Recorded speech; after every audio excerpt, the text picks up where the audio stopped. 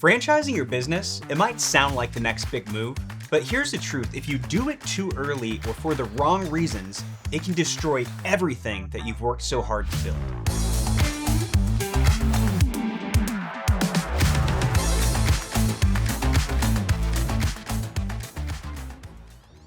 Let's start with the hard truth. Not every business is ready to franchise. And pushing too soon, well, that's the fastest way to scale dysfunction, not success. So let's look at the top 3 reasons why you shouldn't franchise yet. Reason number 1, you don't have a proven scalable model. If your system is currently dependent on you wearing all the hats, safeguarding all the system secrets, you're just not ready to franchise. Not every business owner is built like a founder. You are a rare breed, and you can't expect those individuals to make the same intuitive decisions that you made while building your business. You need to build your model with documented systems, with clear roles, responsibilities, everything that's needed within the required org chart of your business to ensure your systems are scalable and repeatable with someone that's not Mr. or Mrs. Founder. You are now building a recipe for success once you have those documented SOPs that can be repeatable in different markets. Reason number 2, make sure your economics are stable and proven. I know this sounds like a no-brainer, but it's something that gets often overlooked. If you have bloated expenses, slim margins, and required expenses that are not clearly defined or transferable in any market, you're gonna set up your franchisees for failure. Reason number 3, you're just flat out not ready to support franchisees. Being a franchisor isn't all about selling, it's about training, coaching, and leading. One of the biggest mistakes a Zor makes is assuming a Z is a set it and forget it kind of individual. That adage that you need to be reminded more often than taught, it is so true here in franchising. You'll need to make sure that you have franchise business coaches in place, well-established trainings, and more importantly, leaders.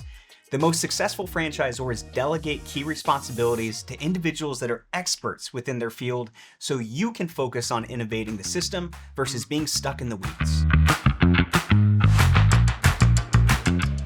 So a lot of people jump into franchising with the wrong expectations. Sometimes they think about things like franchising as being passive income, and that's absolutely not true. Your role shifts, but your involvement stays high, especially early on. See, franchising is not a passive investment. It's so critical to continue to be involved in your business, and you need to make this clear to your prospective franchisees, especially early on. Like I said, involvement's gonna be high, and then the role shifts with time. Most systems have to reach a substantial level of scale or possess an incredible amount of experience before they can begin to step back. Another misconception is if my business is successful, it'll franchise well. You know, I always encourage franchisors to focus on scaling to multiple markets and test different regions to truly understand if your success is transferable. Just because you've built a wonderful business locally within your market that you poured your blood, sweat, and tears into, it doesn't mean that it's gonna work in a different city, or in the Northeast, or in the South, or the West, or whatever it may be.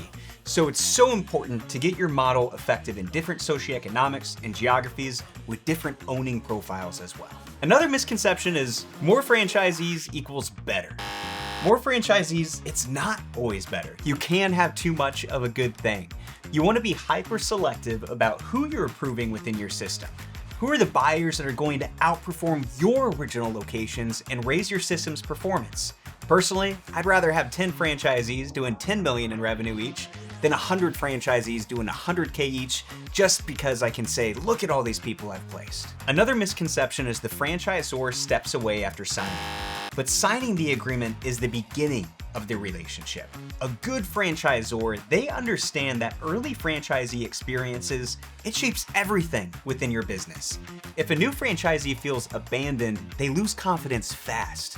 Remember that the franchisee-franchisor partnership is just that, it's a partnership.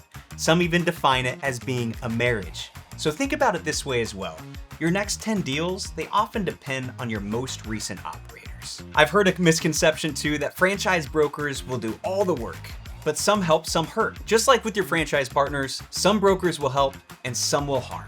It's important to identify the brokers that are aligned with your vision and ideal buying profile to place the right operators within your system by clearly defining the business opportunity from call number 1. So now that we've cut through some common myths, what does it actually look like when a business is ready to franchise? Here's some tidbits on how you can tell if your model has what it takes. The first one I've got for you, it's very obvious. It's profitable. Somebody else can take your model that's a new owner and put it into their market and succeed. If you check this box, pat yourself on the back. Proof of concept is something that we talk about often, and it's absolutely critical to a franchise system. It's easy to look back all the time on everything that you've poured into your business and your system and assume it's duplicatable in other markets, but that's typically not the case. If you're operational in 5 to 10 locations in different cities and geographies and you're profitable in those locations, chances are you have the proper systems in place to help franchisees succeed within their own market. Another reason is that you have a system, not just a hustle. If your success is instinct-driven or it's founder-reliant, it needs to be turned into a process before it can be franchised. Most sophisticated investors are looking for a path to having multiple locations that are manager-ran, going deeper within your franchise system so they can focus on scale. If you have a system for scale that can take an individual with strong business acumen and they can build it to a multi-unit, territory, or equipment-based model, it's a fantastic box to check if you are looking to franchise your system. Another reason is sometimes a unicorn situation, and that's that there's demand in other markets that you're not really pushing your franchise just to grow. The market's kind of pulling it out of you. And I really love this perspective because it's a great indicator that your model can expand regionally because the general population is looking for your concept as a solution, specifically without you having to shove it in front of them constantly and consistently re-educate. Franchising isn't for everyone, but for the right business at the right time, it can unlock serious scale and impact. So if you're asking yourself, should I franchise? Really start with this question. Would somebody else succeed using your systems without you in the room? So watch the next video in the series where we show you how to franchise your business the right way, step by step. Or reach out. We help brands decide if and when franchising makes sense.